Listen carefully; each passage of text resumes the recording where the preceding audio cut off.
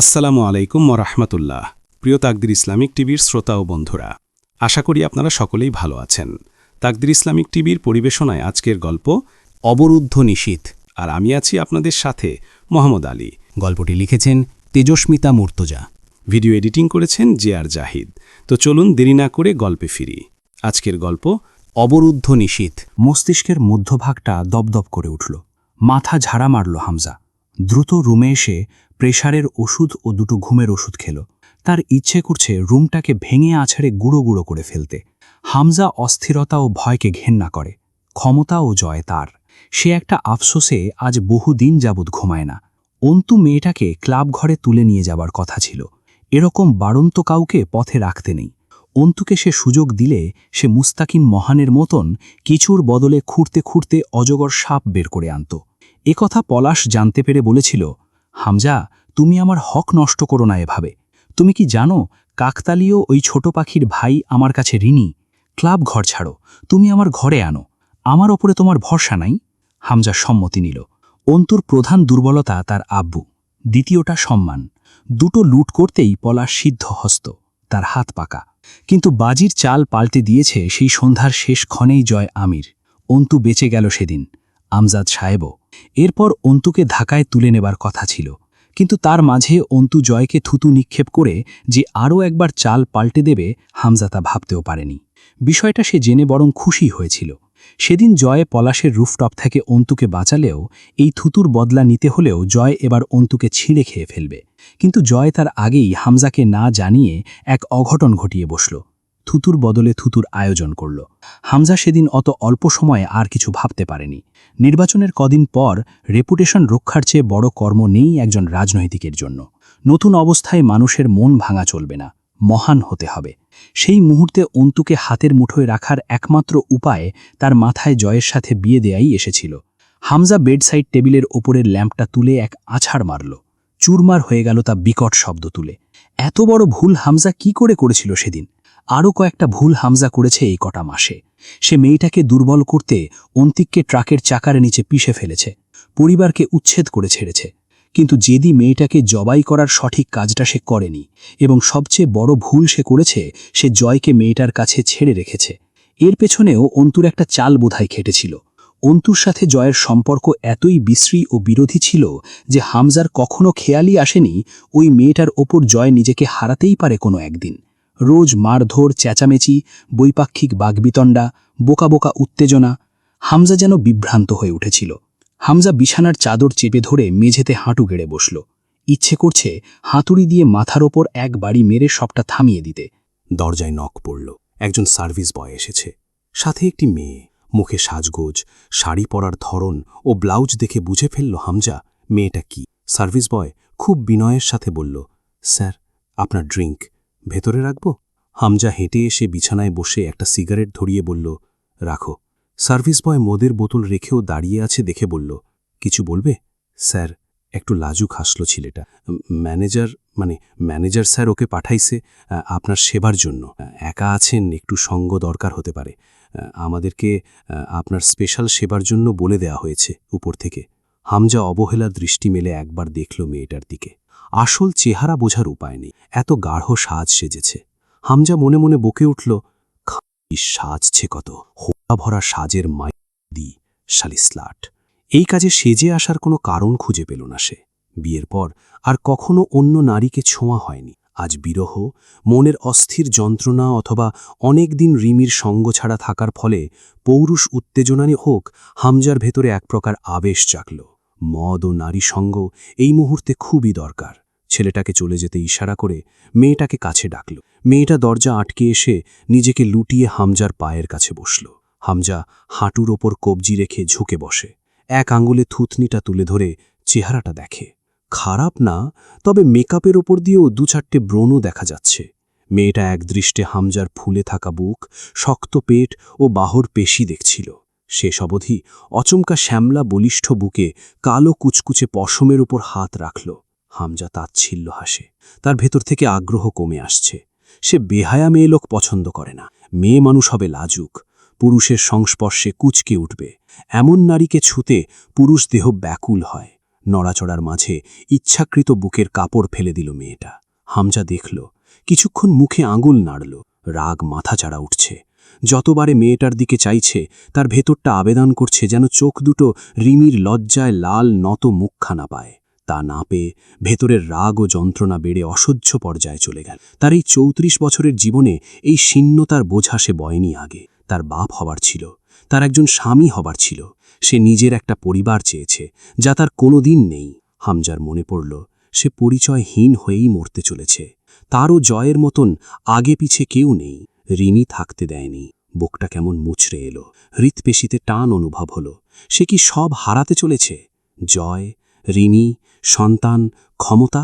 চোখ বুজে নিজের বুক থেকে মেয়েটার হাত সরিয়ে শান্ত হিংস্র গলায় বলল, আউট। মেয়েটা বুঝতে পারল না যেন। হামজা চোখ খুলল। মেয়েটা আতকে উঠল। লাল টকটক করছে হামজার দুই চোখের শিরা। গম্ভীর দাড়িগোফওয়ালা মুখ, রক্ত লাল চোখে চেয়ে হাত সরিয়ে নিল মেয়েটা। হামজা বলল, যাবার সময় দরজার নব লক করে যাবে। মেয়েটার হতাশা। সে যেন শুধু পয়সার জন্যই নয়, হামজার মতো পুরুষের সঙ্গ পেতেই চেয়েছে আজ। হামজাকে দেখার পর, ভয় পেয়ে মেয়েটার চলে যাবার পর হামজা মদের বোতল খুলে বসল। সে বহুদিন এত মদ একবারে বসে পান করেনি। তার মাথায় একটা চিন্তা এলো। সে যেমন নিজের সন্তান ও স্ত্রীর বিরহে এমন জঘন্যভাবে কাতর হয়ে পড়েছে, সে হামজা, তার মতো পাথরের ভেতরে প্রাণ টের পাওয়া যায় আজকাল। সেখানে জয় কি করে সামলাবে নিজেকে? ছটফট করে উঠল হামজা। অসম্ভব। এদিকের কাজ অতি শীঘ্রই সেরে তাকে দিনাজপুর ফিরতে হবে। জয়ের জীবনে কোনো পিছুটান থাকতে পারে না। হামজা রাখবে না। জয়কে সে ধ্বংস হতে দেবে না। তার কলিজার এক টুকরো জয়। চোখের সামনে জয়কে হেরে যেতে দেখা হামজার কাছে মৃত্যুসম। কল বেজে উঠল। এমপি মণ্ডল সাহেবের কল। তিনি জানালেন, কামরুল তার বড় ঘরে খুন হয়েছে। বাপ্পি আর রবিউল গুরুতর আহত বুলেটের আঘাতে। হামজার মস্তিষ্ক এমন সময় এমন সংবাদ গ্রহণ করতে পারছিল না যেন। অনেকক্ষণ মদের বোতলটা হাতে চেপে নির্বিকার বসে রইল হামজা। বড় ঘরে কি হয়েছে তার অনুপস্থিতিতে? তার একটা সম্ভাব্য দৃশ্য ফুটে উঠল হামজার চোখের সামনে। একটা গভীর করে শ্বাস টেনে চোখ বুজে বসে রইল মিনিট খানেক, দম ছেড়ে তাকালো। এরপর জয়কে কল করল। ৩ বারেও কল রিসিভ করল না জয়। জয় অন্তুকে ভার্সিটিতে নামিয়ে দিয়ে আর কারাগারে গেল না। ক্লাবে গিয়ে কয়েকজনকে বলল, ভার্সিটির আশেপাশেই থাকবি, তোদের ভাবি বের হলে রিকশা ধরিয়ে দিয়ে পেছন পেছন এসে বাড়িতে ঢুকিয়ে দিবি। এরপর ৬-৭ জনকে সাথে নিয়ে কুষ্টিয়াগামী বাসে উঠল। দিনাজপুর থেকে কুষ্টিয়া কম বেশি ৮ ঘণ্টার পথ। রাত ৮টা বাজবে সেখানে পৌঁছতে। গাড়ি যখন গ্রাম্য সড়ক দিয়ে চলছিল, রাস্তার দুধারে ফসলি জমি, বাসের জানালা দিয়ে আসা সনসনে বাতাস। জয় সেই চলমান প্রকৃতির দিকে তাকিয়ে গিয়ে উঠ। কাগজের ফুলে কভু ভ্রমর আসে না, মরা গাছে কখনো ফুল ফোটে না। কলমের কালি যদি যায় শুকিয়ে, জীবনের খাতা শূন্য থেকে যায়, আমি লিখব কোথায়? তার ফোন বাজছে। ৩ বার বেজে গেল। হামজার কল। তার ধরতে ইচ্ছে করল না। এটা এক ধরনের ব্যথা। এই ব্যথার নাম জানে না জয়। এই যে সব রকমের ব্যথাকে ছাড়িয়ে ওঠা এই ব্যথাটা, এটার উৎপত্তি মুরসালিনের একটা বাক্য। সে তার একমাত্র অবলম্বনের প্রতি সন্দেহহীন। এই দ্বিধা কারও হামজার মাঝে আসার ছিল না। ব্যথাটার রিংয়ের আওয়াজের সাথে পাল্লা দিয়ে বাড়ছিল। ৪র্থবার রিসিভ করে চুপ রইল। হামজা বলল, কামরুলকে কে মেরেছে জয়? কে মারবে আমি ছাড়া? তুই মেরেছিস? আর কে মারার আছে? কেন? বাড়াবাড়ি করছিল। মারার উদ্দেশ্যে গুলি করিনি, কিন্তু জায়গা মতন লাগছে, টপকে গেছে। আমার দোষ নেই কোনো। বাপ্পি আর রবিউল? কথাটা পুরো হবার আগেই জয় কল কেটে ফোন বন্ধ করে দিল। এখন জিজ্ঞেস করবে, কোথায় তুই? জয়ের কাছে জবাব নেই।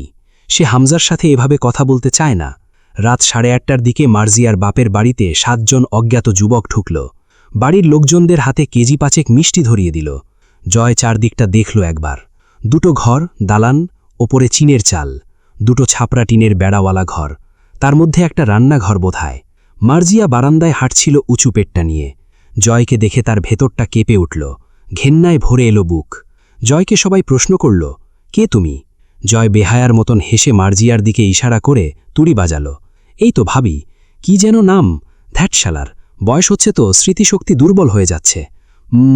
মার্জিয়া ভাবি? উনার ননদের একমাত্র স্বামী আমি জয়। আমির শাশুড়ি আর ভাবির সাথে দেখা করতে এলাম। আপনারা খুশি হননি তো? খবরদার, হবেন না। আমি একটু কুফা মানে অশুভ আছি। হি, ভালো আছেন ভাবি? মার্জিয়া আতঙ্কিত চোখে চেয়ে রইল। এমন ধরনেরই এক তাণ্ডব বছর 5 আগে একবার বাড়িতে হয়েছিল। তারপর তার জীবন বদলে গেছে। ভাবি, আরমিনের আম্মা কই? কোন ঘরে থাকেন উনি? রাবেয়া হলদে লাইটের আলোয় চশমা চোখে দিয়ে নিচু জলচৌকির ওপর বসে কাঁথা সেলাই করছিলেন। জয় জুতো পায়ে ঘরে উঠে গিয়ে ওনার সামনে বিছিয়ে রাখা কাঁথার ওপর বসল। রাবেয়া চমকে উঠলেন জয়কে দেখে। ওর এই বাড়ি চিনে আসার কথা তো না। জয়ের মুখে সেই চঞ্চল হাসি। অন্তু যখন উঠে চলে আসছিল তখন পেছন থেকে রৌফ রসিক সুরে জিজ্ঞেস করে ওঠে, জয় আমিরকে মৃত্যুদণ্ড দিতে পারব না, তার বদলে কি শাস্তি দেবার অনুমতি দেবেন আপনি? অন্তু দরজা চেপে ধরে পেছন ফিরে তাকায়। যাবজ্জীবন কারাদণ্ড। কারাগারের সবচেয়ে অন্ধকারাচ্ছন্ন গভীর কালকুঠুরিখানা যেন তার বসবাসের জায়গা হয়, এবং সেখানে থাকবে না কোনো পরিচিতদের সঙ্গে সাক্ষাতের সুযোগ। সে বন্দিত্বের অন্ধকারকে ভয় পায়, সে আইনকে বড্ড ভয় পায়। এটা জয় আমিরের হিসেব গেল। আর হামজা পাটোয়ারি সাহেবেরটা? অন্তু হেসে বলল, এটা সময় বলবে। বেরিয়ে আসতে আসতে অন্তু মনে মনে বলল, নেশাগ্রস্ত এক অন্ধ পঙ্গু তার হাতের লাঠি হারিয়ে কতটা দিশেহারা হয়ে পড়ে আপনি জানেন না রৌফ সাহেব। আর যদি সেই লাঠি হয় তার বড় ভালোবাসার ধন, সেই দিশেহারা বুড়ো শেয়ালকে আমি আইনের হাতে তুলে দিয়ে হাতছাড়া করব না। তার সঙ্গে কত হিসেব বাকি আমার। সুযোগ পেলে তার জন্য কারাগার আমি তৈরি করব আমার হাতে। জয়কে দেখে রাবেয়ার চোখে মুখে আক্রোশের মতো একটা ব্যথা ফুটে উঠল। এইখানে আইসো কেন? হুমকি দিতে? আমারে ভয় দেখাইতে? আরে শাশুড়ি, আপনি তো ভুল বুঝতেছেন। আমি কি খারাপ ছিলে নাকি? কেন আসছো তাইলে আমার কাছে জয়? আর কি আছে আমার? কি দেব তোমারে? কিচ্ছু নাই আমার। অন্তু কিছু করছে? রাবেয়ার কথাগুলো একদৃষ্টি চেয়ে থেকে শুনল জয়। তারপর একটু হেসে বলল, ওর কি করার কথা? ওরে শালা, আমারে যাতে গলাটলা টিপে জয় বাংলা করে দেয় এই বুদ্ধিশুদ্ধি দিচ্ছেন নাকি কত রাতে? রাবেয়া ভঙ্গুর গলায় বলেন, তার দরকার পড়বে না। আল্লাহ বিচারক, আমার আল্লাহ আছে, উনি সব জানেন, সব দেখেন। থাকলে নিশ্চয়ই দেখেন। উনি দেখেন বলেই তো আপনার এই অবস্থা। দিন সবার আসে জয়। আজ তুমি ভালো অবস্থায় আছো, কে বলতে পারে কালকেও এই অবস্থায় থাকবা? এই রকম ভালো একদিন স্বামী স্ত্রী নিয়ে আমিও ছিলাম, আজ নাই। জয় মাথা নুইয়ে হেসে ফেলল। আমি স্বয়ং জীবিত এক বদদোয়া। আমার ওপর আপনার বদদোয়া কাজ করবে না। তুমি কি এইখানে আমারে ভয় দেখাইতে আসছো, যাতে অন্তুরে দুর্বল করতে পারো? এক আমিই তো আছি যারে জিম্মি করবা আর অন্তু ভয় পাবে। মারবা আমারে? মারো জয়, মারো। কিচ্ছু নাই এই মায়ের কাছে। মেরে ফেলো আমারে। আমি সেই হতভাগী দুর্বল মা যে তার দুই বেটা বেটিরে তোমাদের মতন রাক্ষসের হাত থেকে বাঁচাইতে পারে নাই। এখন আবার জিন্দা আছি অন্তুর দুর্বলতা হবার জন্যে। তুমি তার চেয়ে মেরে ফেলো আমারে। অন্তুর আর কোনো দুর্বলতা না থাক, মারো। টসটসে গরম নোনা জলে গাল ভিজে উঠল রাবেয়ার। জয়ের ডান হাতখানা নিজের দিকে টেনে নিয়ে আঘাত করতে করতে কেঁদে ফেলল রাব। মারো, মারো না, অনেক শক্তি না তোমার? কত ক্ষমতা দিছে আল্লাহ তোমারে। যা খুশি করো, বিচার নাই, সাজা নাই। তোমরাই তো মানুষ। যে মহিলার ছেলে নাই, মেয়ে কাছে নাই, স্বামী নাই, ঘর নাই, তারে বাঁচায় আর কত সাজা দিবা? আমার মতন অভাগীর বাঁচার হক নাই আল্লাহর জমিনে। অন্তরে আমি বলতাম, এত তেজি হোস না, মেয়ে মানুষের এমন হইতে নাই। শোনেনি আমার কথা। ওর বাপের মতন বেপরোয়া হইল। আইজ মনে হয় ও ঠিক ছিল। তুমি মারো আমারে, আমি অন্তুর দুর্বলতা হব না। তুমি আমারে মাইরে ভালো। ওর কেউ নাই, আমি থাকলে আরও মুসিবত। তুমি ওরে আমার দোহাই দিয়ে হুমকি দিলে আমার অন্তু উকিল হতে পারবে না। ওর আব্বা ওরে উকিল বানাইতে চাইল। আমার সেই সাধ্যি নাই। আমি খালি ওর ঘাড়ের বোঝা হয়ে বেঁচে আছি। আমার মেয়ের কত স্বপ্ন জানো জয়? আমি মা ওরে জন্ম দিছি দুনিয়ায় খালি শাস্তি সাজা পাবার জন্যে। আমার অন্তু কিচ্ছু পায়নি কোনো দিন, কিছু চাইতই না। ওর বয়সী মেয়েদের কত আবদার থাকে। আমার অন্তু ওর বাপের মা ছিল, তারে জাহান্নামে দিছি আমি। আমার হাত বাঁধা, কিচ্ছু বলবার সাধ্যি নেই তোমারে। কি বলতে চান শুনি? আঘাত করতে চান? জয় পকেট থেকে ধারালো এক ড্যাগার বের করে ধরে হাসে। এই নেন, আপনার অন্তিককে ট্রাক চাপা দিয়েছি আমি। ধরুন, জানের বদলে যান। রাবেয়া চোখ দুটো বুজে ছিটকে উঠল। খবরদার, ওই জিনিস আমার কাছে আনবা না। দূরে সরাও। কেন মারবেন না আমায়? সুযোগ পেয়েছেন, কাজে লাগান। এটা হলো একটা সচেতন নাগরিকের বৈশিষ্ট্য। আমি চলে গেলে কিন্তু আফসোস হবে ছেলের খুনিকে ছেড়ে দেবার। রাবেয়া কান্না ভেজা চোখে মোলেন হাসেন। তার কণ্ঠস্বরটা থরথর করে কাঁপে। আমি কে গো আমার ছেলের খুনের বদলা নেবার? আমার আল্লাহ কি দেখে না? তুমি আমার ছেলেরে মারছ, আমিও যদি সেই একই পাপ করি, আমার আর তোমার মধ্যে তফাৎ কি থাকল? আমি কি বিচারক? বিচারক তো এক মালিক। ওই জিনিস তোমার হাতেই ভালো মানায়। তোমার তো দরদের লোক নাই, তাই তুমিই পারবা কারোর দরদের জিনিস ছিনিয়ে নিতে। আমার হাত দুর্বল গো জয়। জয় নিজের বাম হাত দিয়ে রাবেয়ার হাতখানা ধরে থামিয়ে বলল, আপনার মেয়ে কিন্তু আপনার মতন ভাবে না। She wants justice. সে বিচার চায়, বিচার করতে চায়। আপনার মহান নীতি সে মানে না। এটা জেনে কি আপনার কষ্ট পাওয়া উচিত না? তুমি ছুঁইও না, তোমার হাত দিয়ে আমারে। তোমার হাতে অন্তিকের রক্ত লেগে আছে। জয় একদৃষ্টে তাকিয়ে বলে, আপনি আগে ছুঁয়েছেন আগে আমাকে, এখন ছাড়ো। তুমি ছুঁইও না আর। ছেলের রক্তে মাখা হাত মা সহ্য করতে পারে না, তুমি ছাড়ো। জয় জিজ্ঞেস করে, সব মায়েরাই কি আপনার মতন হয়? রাবেয়া আঁচল তুলে চোখের পানি মোছেন। জয় জিজ্ঞেস করে, সব মায়েদের জন্যেই কি ছেলের রক্ত কষ্টদায়ক? তুমি বুঝবা না মার দরদ। জয় গম্ভীর হয়ে বলে, বোঝার কথা না। আমার রক্ত দেখে কোনোদিন আমার মা কাঁদে নাই। তোমার কি মার দরকার আছে জয়? যে মার দরদ বোঝে সে কোনো মার বুক খালি করে না। জয় বাচ্চাদের মতো জিজ্ঞেস করে, আমি যেভাবে অন্তিককে মেরেছি, আপনার অন্তুও যদি আমাকে ওভাবে মেরে ফেলে, আপনি আমার জন্য কাঁদবেন এভাবে? রাবেয়া একটু থমকালেন। জয় রাবেয়ার সেই কম্পমান হাতখানা টেনে নিয়ে নিজের মাথায় রেখে জিজ্ঞেস করে, কাঁদবেন আমার জন্য? আমার মা নেই, আমি অন্তিকের মতো নরম রক্তাক্ত হয়ে পথে প্রান্তরে পড়ে থাকব ঠিকই, কিন্তু আপনার মতো করে কাঁদার কেউ নেই আমার। কাঁদবেন আপনি আমার জন্য? রাবেয়া হাত সরাতে চান জয়ের মাথা থেকে। জয় সরাতে দিল না।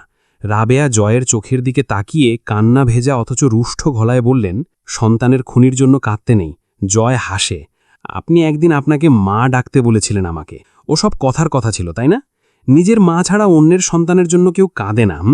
আমি আমার রক্ত দেখে বিলাপকারী সেই একমাত্র কাঁদুনির রক্তও ছুঁয়ে দেখেছি। আমার হাত শুধু আপনার ছেলের না, জয় আমির নামক ছেলের মায়ের রক্তেও ধোয়া। সে ছিল একমাত্র নারী যে জয় আমিরের রক্ত দেখে হয়তো আপনার মতনই কাঁদত। আপনি বুঝবেন না আমার হাতের কেরামতি। রাবেয়া কিছুক্ষণ জয়ের মুখের দিকে তাকিয়ে থেকে হু হু করে কেঁদে ফেললেন গা কাঁপিয়ে। জয় নিজের মাথার ওপর থেকে রাবেয়ার হাত ছেড়ে দিলেও রাবেয়া হাত নামিয়ে নিলেন না। জয় ডান হাত দিয়ে পকেট থেকে বান্ডিল টাকা বের করে আলগোছে রাবেয়ার কাঁথার তলে রাখে। অপর হাতে রাবেয়ার মাথায় আলতো হাত বুলিয়ে দিতে দিতে বলে, শোনো হতভাগী, তোমার আল্লাহর কাছে দোয়া করলাম, যাও, তোমার অন্তিকের একটা মেয়ে হবে, ঠিক তোমার মেয়ের মতন। কিন্তু তোমার বদদোয়া যেন না থামে আমার জন্য। খবরদার, আজ আসি, আবার দেখা নাও হতে পারে। রাবেয়া চট করে চোখ তুলে তাকাতে জয় হেসে উঠল হো হো করে। তোমার মেয়ের হাতে যদি শহীদ হয়ে যায়। চোখ মেরে গা ঝেড়ে উঠে দাঁড়ায় জয়, আর তাকায় না পেছনে। বেরিয়ে আসে দলবল সহ। আসার সময় মার্জিয়ার দিকে তাকিয়ে একবার হাসে। ভাবি, আপনার মেয়ে হলে নাম রাইখেন হুমাইরা। একটা সতর্কবার্তা দেই আগেই, এই নামটা সুন্দর কিন্তু জীবন না। ওকে আবার বলবেন না যে ওর বাপের খুনি ওর নাম দিয়েছে। নাম বদলে ফেলবে আবার, আমার ইজ্জত যাবে। জয়ে সকাল 5:30টায় দিনাজপুর পৌঁছাল। বাড়িতে ঢুকে দরজায় দুমদুম করে দুটো লাথি মেরে চেঁচিয়ে ডাকল, তরু, তরু, তর। থেমে গেল জয়। কেউ হেঁটে আসছে। জয়ের বুকের ভেতর আটকে এলো। দম বন্ধ হয়ে একটা ভয়াবহ ব্যথা শক্ত হয়ে উঠল সেখানে। যে পা হেঁটে আসছে তা কি তরুর হতে পারে? তরু আসছে জয়ের জন্য দরজা খুলতে। জয় এই ভোর সকালে ভেতরে ঢুকে দেখবে নির্গুম লাল চোখ নিয়ে তরু 2 প্লেট খাবার বেড়ে নিয়ে বসেছিল রাতভর। এখন জয়কে বিড়বিড় করে 2-4 কথা শোনাবে। দরজা খুলেই অন্তু জিজ্ঞেস করে, কোথায় ছিলেন সারা রাত? কোথায় গিয়েছিলেন? জয়ের ঘোর ভাঙে। বুকের ব্যথাটা ছড়াচ্ছে এপাশে ওপাশে। চোখ পরিষ্কার হচ্ছে। কণ্ঠস্বরটা তরুর মতো মিনমিনে না, জড়ানো না, একটু তেজস্বী, স্পষ্ট। জয় একটা মাথা ঝাড়ে মারে। মুহূর্তের মাঝে নিজে চিরচেনা রূপে হেসে ওঠে। হোয়াটসঅ্যাপ ঘরবালি, আপনি কি চিন্তিত? সব ঠিকঠাক? অন্তু ঘরে হাঁটা ধরল। জয় হাইবুট জোড়া নিজের রুম পর্যন্ত আস্তে আস্তে খুলল। তারপর দুটো দুদিকে ছুঁড়ে মারল। রুমে ঢোকার আগে পেছন ফিরে ডাইনিং টেবিলগুলো আবার একবার দেখে। অন্তু গিয়ে বারান্দায় দাঁড়ায়। শরীর ভালো লাগছে না, দুর্বলতায় হাত পা পড়ে আসছে। গোসলে ঢুকলে জয়ের খুব গান আসে। গলা ছেড়ে গান না গাইলে গোসল শুদ্ধ হয় না। সে গলা ছেড়ে গান ধরল, ভালোবেসে এইবার আয় কাছে তুই, সব ভুলে একবার আয় তোকে ছুই। গোসল শেষে বেরিয়ে দেখল অন্তু খাবার এনে ঢেকে রেখেছে। জয় লুঙ্গি বাঁধতে বাঁধতে আবদার করে, খাইয়ে দাও। অন্তু, আমি? যা শালা, বিয়ে মোটে একটাই করেছি, চাইলেও আরেক বউকে হুকুম করার ক্যাপাসিটি আপাতত নাই, তুমিই দাও। অন্তু জয়কে খাওয়াতে খাওয়াতে বলল, লোক এসেছিল। এমপির লোক? অন্তু লোকমা তুলে ধরল। তাদের দুজনের কথাবার্তা মুখে খুব বেশি বলার দরকার পড়েই না বলা চলে। অঙ্গভঙ্গি ও মুখভঙ্গিতেই আধো আধো কথায় সব জানা বোঝা হয়ে যায়। জয় সব প্রতিভ হয়ে উঠল। কি বলছে? কিছু বলছে? ওপরে আসছিল? না, আমি নেমে গিয়েছিলাম। জয়ের মুখ লাল হয়ে উঠল। কি বাবদে, নিচে নামছিস কেন? নইলে ওপরে উঠে আসতো। বাড়িতে আপনি বা মেয়র সাহেব কেউ নেই, চুপচাপ চলে যেতে আসেনি ওরা। পরে আমি এবং আপনার ছেলেরা কথা বলে বিদায় করেছি। জয় অনমনে নাক শিউড়ে মেঝের দিকে চোখ কুচকে চেয়ে রইল। অন্তু জিজ্ঞেস করে, কুষ্টিয়া গেছিলেন আপনি? জয় চট করে তাকায়। অন্তুকে দেখে একটুক্ষণ, তারপর হেসে ফেলে। বাবার মুড়ির টুড়ির হইফ নাকি? দাওয়ায় বসে কাবার কুত্তা খেদাও? অন্তু হাসে। সাধারণ জ্ঞান। আপনার মতো ধূর্ত লোকের ফোন দিয়ে আপনারই ঘরের বারান্দায় কথা বললাম, শুনলেন না আপনি? অন্তু কথা বের করার জন্য বলে, দোলন সাহেবের সাথে কথাও তো শুনেছেন, সেটা বলছেন না কেন? জয় মাথা নাড়ল। না, তখন আসলেই ঘুমাইছি। সেদিন খেয়ে দিয়ে জয় দুপুর অবধি ঘুমিয়ে ঘটনাক্রমে প্রথমত জয় একবার অন্তুকে নিয়ে বড় ঘরে গেছিল এবং মুরসালিনের কাছে কিছু প্রশ্ন ও উত্তর পেয়েছিল, যা চমকপ্রদ, যা জয়ের চিন্তাধারায় বড় গভীরভাবে শেষ তৃতীয় আঘাতটা হেনেছিল। তারপর পুরো বেলাটা সে মদ পান করল, সারা রাত মরার মতো ঘুমালো, যেন সে পালাতে চাইছে মুরসালিনের কথাগুলো থেকে, নিজের থেকে, অতীত থেকে। সেই কথাগুলোর দায় মেটাবার সাধ্যি তার নেই, তা বদলাবার পথ নেই। অতীতকে শুধু স্মৃতিতে ধরা যায়, তা বদলানোর জন্য যে সময়যন্ত্রের তত্ত্ব মানুষ দিয়েছে তাকে বলে একটি কল্পতত্ত্ব। পরদিন সকালে রিমি বের হলো রুম থেকে। রান্নাঘরে অন্তুকে জিজ্ঞেস করে, কি হয়েছে আপনার? আমার? কি হয়েছে বলতে চান না যখন? আমি আর জিজ্ঞেস করলাম না। আমার বাঁ চোখটা আজ কয়দিন খুব লাফাচ্ছে, লোকে বলে এটা অশুভ লক্ষণ। আপনি বিশ্বাস করেন? অন্তু হাসল। করতে ইচ্ছে করছে এখন আপাতত, তবে আমার মনে হয় বেশি কাঁদার কারণে এমন হচ্ছে। জয় 10টার দিকে ঘুম থেকে জাগলে অন্তু বলল, আপনার আজ এমপির কাছে যাবার কথা, তুমি এত ইন্টারেস্ট নিচ্ছ কেন? অন্তু কেমন উদাসীন হয়ে পড়ল। কারণ কামরুলের মার্ডার আমার হাতেই হয়েছে। কথাটা বলে নিজের হাতের তালু দুটো দেখে অন্তু তাকিয়ে। জয় বলল, কে বলেছে? দোলন স্যার। আমাকে ধরিয়ে দিচ্ছেন না কেন? জয় হেসে উঠল, ঘাড় এপাশ ওপাশ মুচড়ে বলল, আমার হাতে এবার একটা এমপি খুন করাতে চাও? আপনি এর আগে কাকে খুন করেছেন? জয় গামছাটা গলায় ঝুলিয়ে গোসলে ঢুকে পড়ল। অন্তু বসে রইল ওভাবেই। সে শুধু এইটুকু বুঝল, জয় আমিরের কাছে তার কিছু ঋণ জমে যাচ্ছে। লোকটা নিজের ইচ্ছাকৃতভাবে নিজেকে তার কাছে পাওনাদার করছে নাকি আসলেই সে অন্তুকে বাঁচাতে চায় ভেবে পেল না। জয় বের হলে অন্তু বলল, আপনাদের আমির নিবাস কি বিশাল বড়? জয় ঘাড় ঘুরিয়ে তাকায়। তুমি যাবে? আপনি তো এখন এমপির কাছে যাবেন। জয় মুচকি হাসে। জয় আমিরের মন বড় সিস্টার, কোনোদিন একবার তার জিতে কিছু চেয়ে দেখতে। অন্তু মনে মনে বলল, এটাই তো ভয় জয় আমির, তার দিল জিতে কেউ তার রুহের অপর অবধি কবজা পেয়ে যায়, তারপর আপনাকে দিয়ে সব করানো যায়, সব। এত বড় কাঙাল আপনি, অথচ আমার কাছে এই শেষ ক্ষণে কিছুই নেই আপনাকে দেবার মতন, শুধু যন্ত্রণা ছাড়া। দোলন সাহেবের সঙ্গে অন্তুর প্রথম দেখা হয়েছিল তরুর মৃত্যুর দিন। তরুকে যখন শেষ গোসল করানোর শামিয়ানার নিচ দিয়ে গড়িয়ে আসা পানির সাথে রক্তের ধারা তীর তীর করে গড়িয়ে আসছে। অন্তুর ডাইনিং টেবিলের একটা চেয়ারের পায়ার কাছে স্তব্ধ বসা, কিন্তু দোলন সাহেবের মনে হল অন্তুর স্থির ব্যথিত চোখে শুধু ব্যথা নেই, আছে এক জ্বলন্ত অগ্নিকূপ, যার গভীরতায় জমা আছে ধ্বংসের ছাই। এই ধ্বংসের ভাগ মেয়েটির নিজেরও আছে, তবু তা কবুল, যখন শর্ত অপরপক্ষের ধ্বংসাত্মক পরিণতি। তিনি গিয়ে অন্তুকে বললেন, এক গ্লাস পানি খাওয়াও তো। না, খাওয়াওটা ঠিক হলো না, পান করাও, পানি খাওয়া যায় না। অন্তু উঠে দাঁড়িয়ে চেয়ার এগিয়ে দিয়ে বলেছিল, বসুন, আমি পানি আনছি। পানি নেই জগে, সবটুকু পান করে বেরিয়ে গেছে জয়। অন্তু সসম্মানে পানি এনে দিল। অন্তুর এই আদব বিনয়টুকু তার চোখের আগুনের সাথে বেমানান। দোলন সাহেব অন্তুকে পলক করে দেখতে দেখতে অল্প একটু পানি পান করলেন। বাঁকা হেসে খোঁচা মেরে বললেন, তুমি সেই জয়ের সাথে অকাজে ধরা পড়া মেয়েটা না?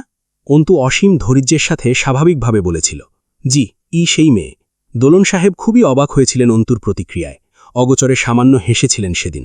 এরপর পলাশের মৃত্যুর দুদিন পর ভার্সিটিতে আনসারি মোল্লা সাহেব এলেন। অন্তুকে ডেকে নিয়ে বলেছিলেন, তুমি জয় আমিরের বউ? অন্তু হ্যাঁ না কিচ্ছু বলেনি। আবার জিজ্ঞেস করলেন উনি, জবাব দাও না কেন, ভুল ধরে নিত। অন্তু জিজ্ঞেস করে, আপনাদের পরিচয়? আনসারি মোল্লার সাথে আরও 3 জন পুরুষ, কপালে তাদের নামাজের কড়া পড়া দাগ, প্যান্ট টাকনু অবধি গুটানো, অথচ দাড়ি ছাটা, পরনের পোশাক শার্ট প্যান্ট। অন্তুর বিচক্ষণ মস্তিষ্ক সঙ্গে সঙ্গে একটা হিসেব কষে ফেলেছিল। সে কত শুনেছে, অমুকের ছেলে দাড়ি কেটে ফেলেছে, তমুকের ছেলে মাদ্রাসা থেকে যান নিয়ে পালিয়েছে। টুপি দাড়ি থাকলেই কারাগারে পুড়ে দিয়ে রাস্তাঘাটের লোক কমাচ্ছে সরকার। সেই জোয়ান পুরুষদের মাঝে একজন বলল, গাড়িতে ওঠেন চুপচাপ, এটা আপনার জন্য মঙ্গলজনক হবে। অন্তুকে সেদিনও সেই পুরনো চটা ওঠা দেয়ালের বাড়িটাতে নেওয়া হয়েছিল। বাড়িটা কার সে জানে না। অন্তু বুঝেছিল ওদের পরিকল্পনাটা। যেমন হামজা, যেমন কিশোর ও মুরসালিনকে আটক রেখে এদেরকে স্বীকার করছে, ওরাও জয় আমিরের বউকে ধরে রেখে জয় আমিরের কাছে শর্ত রাখতে চেয়েছিল। তা বুঝে অন্তু বলল, যদি আমার ধারণা সঠিক হয় তো আপনারা মুরসালিন মাহানের শুভাকাঙ্ক্ষী, আপনারা কি আমাকে জিম্মি করতে চান? অন্তুকে বলা হলো, জিম্মি করব না যদি তোমার স্বামী আর ভাসুরকে বাচ্চারা আর মুরসালিন মাহানের মুক্তির জন্য মানাতে পারো। একটা নির্দিষ্ট সময় দিতে পারি তোমাকে, আর যদি কাজ না হয় তাহলে তোমার পরিবার শেষ। অন্তু আলতো হেসে উঠেছিল। ওরা যে আপনাদেরকে জঙ্গি বলে, এটা কি তাহলে ঠিক? কেমন একটু থতমত খেল ওরা। নিজেদের জাতের উপর দাগ উঠে আসার উপক্রমে ওরা একটু লজ্জিত ও অপ্রস্তুত হয়ে উঠল। অন্তুর চালটা চট করে খেটে গেল। আনসারি মোল্লা হাসলেন। ওদের মনে হয়, তোমার মনে হয় না? আমি পুরোটা না জেনে কাউকে বিচার করি না, না বুঝে কাউকে পাপী মানি না, না দেখে কোনো ধারণা রাখি না। তবে আমার আন্দাজ শক্তি টুকটাক ভালো, তাই নাকি? আমি এবং আপনাদের পথটা অনেকটা একদিকে যায়। একদিকে যায়? তোমার পথ কোন দিকে যায়? জয় আমির বলে তার এবং হামজার পথ এক, গন্তব্য আলাদা। চাইলে আপনাদের সঙ্গে আমিও সেরকম একটা চুক্তিতে আসতে পারি। আনসারি মোল্লা ভ্রু জড়িয়ে তাকালেন। খুব সতর্ক চোখে পরখ করলেন অন্তুকে। হাঁটুর বয়সী মেয়ে, নমনীয় অতি সুশ্রী চেহারাখানা, অথচ কথার ধারে ছুরির ডগা ক্ষয়ে যাবার জো। ভাষা ও অর্থবোধক গভীরতায় ডুবে গেলে চলে। সতর্ক কণ্ঠে বললেন, কেমন চুক্তির কথা বলছো তুমি? এই যে আপনারা বললেন আমার পরিবারের ক্ষতি করবেন আমি মানাতে না পারলে, নিশ্চিত জেনে রাখুন আমি মানাতে পারব না। তা বলে কি আপনারা আমার পরিবারের ক্ষতি করবেন? এটা তো আপনাদের উদ্দেশ্য নয়, বরং আপনারা মুক্তি চান, যেটা আমিও চাই, আর সাথে আরও কিছু। তো সেই চেষ্টা ও উদ্দেশ্যেই কিছু করা যাক। বেশ কয়েকটি পুরুষ মুক্ত উৎসুক হয়ে চেয়ে রইল। অন্তু বলল, হামজা ও জয় আমিরের শেষটা আমি চাই। সেজন্য আপনারা চাইলে আমাকে সাহায্য করতে পারেন, আর আমি আপনাদেরকে। আজ এই যে কথা হলো, এরপর আর কথা হবে না।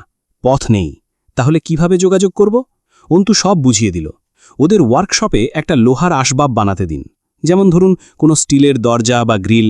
স্বর্ণকার বা ওয়ার্কশপওয়ালারা পেশাগতভাবে ছ্যাঁচড়া হয়, রোজ তাগাদা করেও মাল পাওয়া যায় না। সেক্ষেত্রে যখন কোনো বার্তা আমাকে দেবার থাকবে, সেদিন যাবেন তাগাদায়। একটু ঘ্যান করে আসবেন, খুব বেশি না। খুব বেশি করলে আবার দ্রুত বানিয়ে ফেলবে জিনিস, সেটা করলে চলবে না। হালকা একটু ঘ্যান করে কোনো এক ফাঁকে বার্তা লেখা কাগজ মুড়িয়ে দোতলার পূর্ব দিকের ব্যালকনিতে ছুঁড়ে মারবেন। সাবধানে, তার ডান পাশের একতলায় কিন্তু একপাল পার্টির ছেলের বাস আছে। তার একটু নিশানা ভালো, দেখতে সাধারণ এমন কেউ যাবেন, দেখতে যেন মোল্লা মোল্লা না লাগে, আর একটু চতুর হলে ভালো হয়। এছাড়া রাত তো রয়েছে। সেখান থেকে সেদিন অন্তু ভীষণ অস্থির হয়ে বাড়ি ফিরেছিল। উত্তেজনা, ভয় আর বুকের ব্যথা একাকার হয়ে শরীরের প্রতিটা লোম শিরশির করছিল। সে কি থেকে কি করবে না ভেবে পাওয়ার অস্থির মুহূর্তগুলোতে আনসারি মোল্লা যেন দূত হয়ে এসেছিলেন অন্তুর। অন্তু এক বন্দিনী নারী, যার মস্তিষ্কে গিজগিজ করে পাটোয়ারি বাড়ির ধ্বংসের আঁকিবুকি। অথচ প্রয়োগক্ষেত্র ও সুযোগের অভাবে সেসব বোকামি ও ব্যর্থতা হিসেবে নিষ্ফল হয়ে পড়ছিল। আনসারি মোল্লা সেই সুযোগটা পেশ করলেন অন্তুর সামনে। অন্তু বুঝেছিল তাঁর ও মুরসালিনের মনোভাব খুব মেলে। তারা দুজনই নির্দিষ্ট কোনো দলের প্রতি আকৃষ্ট নয়, শুধু তারা সমাজে চলমান অশান্তি পরিস্থিতির বদল দেখতে চায়। পথ তৈরি হবার পর অন্তুর হাতে একমাত্র বাকি কাজ জয় আমিরকে পুরোটা খুঁড়ে দেখা, দুনিয়ার প্রতি দাসত্ব নিয়ে আসা, যেটার নাম মায়া। অন্তু জয় নামের কিতাবের সবটা না পড়ে কেবল শেষ পৃষ্ঠা পড়ে কোনো সিদ্ধান্তে এসে নিজেকে অবিবেচকের তালিকায় স্থান দিতে পারে না। সেদিন অন্তু গোসল করে ভীষণ কেঁদেছিল আল্লাহর কাছে, শুকরিয়া জ্ঞাপন ও আগামীর পথ সহজ করতে প্রার্থনা করেছিল। তার পরের দিনই আবারও একটা মোক্ষম দিন এলো। মুরসালিন মাহানের মুখে তার নামের মতোই রাজনীতির মহান বিশ্লেষণ শোনা, আর দোলন সাহেবের সাথে পুনরায় সাক্ষাৎ। অন্তু সেদিন দোলন সাহেবকে আবিষ্কার করে ফেলেছিল মুরসালিন ও তার কথোপকথনের মাঝেই। বড় দ্বিধান্বিত এক চরিত্র।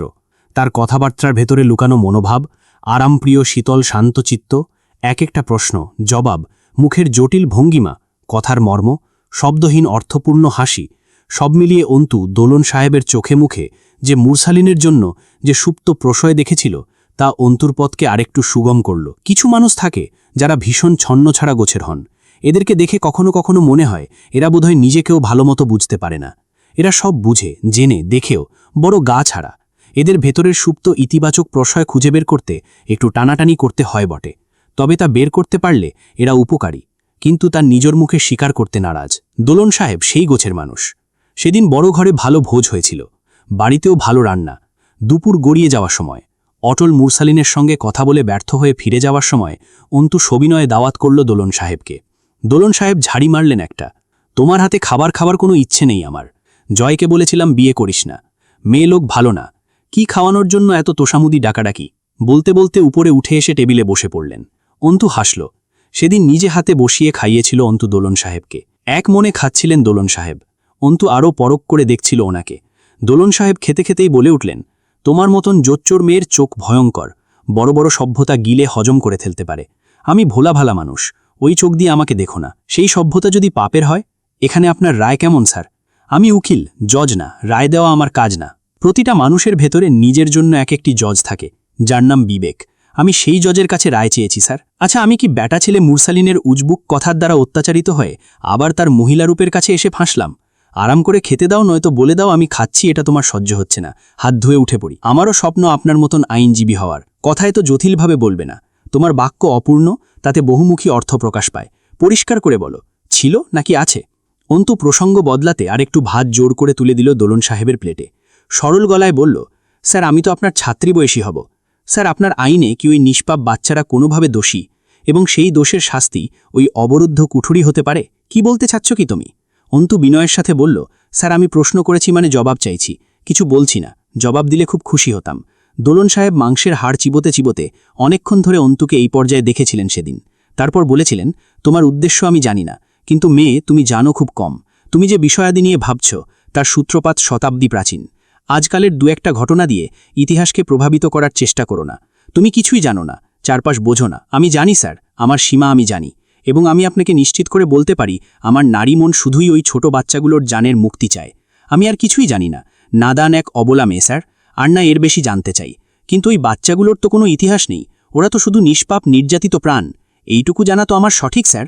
আমি আর কিছু জানতে বা বুঝতে চাই না, জেনে করবই বাকি। এত অসহায়ত্ব বোধহয় অন্তুর কণ্ঠে কোনোদিনও ফুটে ওঠেনি। সেদিন সে এই চালে নিজের নারী কণ্ঠে যতটা অবলীল নিরীহপনা তুলে ধরেছিল, তা বোধহয় কাজও করেছিল দোলন সাহেবের গা ছাড়া মেধাবী নরম মনের ওপর। তুমি এসব আমাকে বলছো কেন? তোমার হাতে এত মজার খানা খেয়ে কি ঋণী হলাম? এখন তার বদলা চাইবে? অনুরোধ স্যার, এভাবে আমাকে ছোট করবেন না। আপনি আমার গুরুজন, আপনাকে খাওয়ানো আমার জন্য খুশির বিষয়। এতে কোনো উদ্দেশ্য প্রবণতা নেই। আমি শুধু জানতে চাইছি, আপনার কি খারাপ লাগে না ওই বাচ্চাগুলোর জন্য? ওরা তো এই দলীয় দাঙ্গার অংশ নয়। পাপ না করা অবধি তো সৃষ্টিকর্তাও পাপ লেখেন না। ওরা কেন কষ্ট পাচ্ছে? জয় গোসল সেরে হাউমাউ করে এসে খেতে বসার আগ অবধি এই কথাটুকুই হয়েছিল। অন্তুর জন্য এ ছিল এক শেষ প্রচেষ্টা। হয় দোলন সাহেব মেনে নিয়ে চেপে যাবেন, নয়তো সব বলে দিয়ে অন্তুর রাস্তা চিরকালের মতো ওখানেই বন্ধ করে দেবেন। কিন্তু বড় বড় কাজে এমন দুঃসাহসিক পদক্ষেপ হুটহাটি নিয়ে ফেলতে হয়। অন্তু তাই করেছিল। আশ্চর্যজনকভাবে দোলন সাহেব তার কদিনই পর মাঝরাতে ওই দিন বড় ঘরে আবার আসা অবধিও এসব কথা কাউকে বলেননি। অন্তু নিজের দৃষ্টি ও আন্দাজ শক্তির ওপর আরেকটু আশ্বস্ত হয়েছিল এতে। সে যে দোলন সাহেবের চোখে মুরসালিনের জন্যও প্রশ্রয় ও সহমর্মিতা দেখেছে, তাও বোধহয় দ্বিমুখী চাপা আইনজীবী বদিউজ্জামান দোলন বুঝতে পারেননি। আগের দিন দুপুরে জয় বড় ঘরে যাবার সময় অন্তু পিছু নিল। জয় কপাল জড়ায়, আমার পেছনে কি? এপারের মানুষের ওপারে কাজ নেই। অন্তু আবদার করে ওঠে, আমাকেও ওপারের মানুষই ধরে নিন। এতগুলো দিন ওপারের মানুষের সাথে ঘর করে আর বিভেদ থাকতে আছে। এতিমগুলোকে দেখে আসি এই সাথে। জয় একপেশে হাসে, কখনো আমাকে দেখার জন্য তো এমন ব্যাকুল হওনি। এতিম তো আমিও। জয়ের হাসিতে তাল মিলিয়ে অন্তুও এক গভীর হাসি হাসে।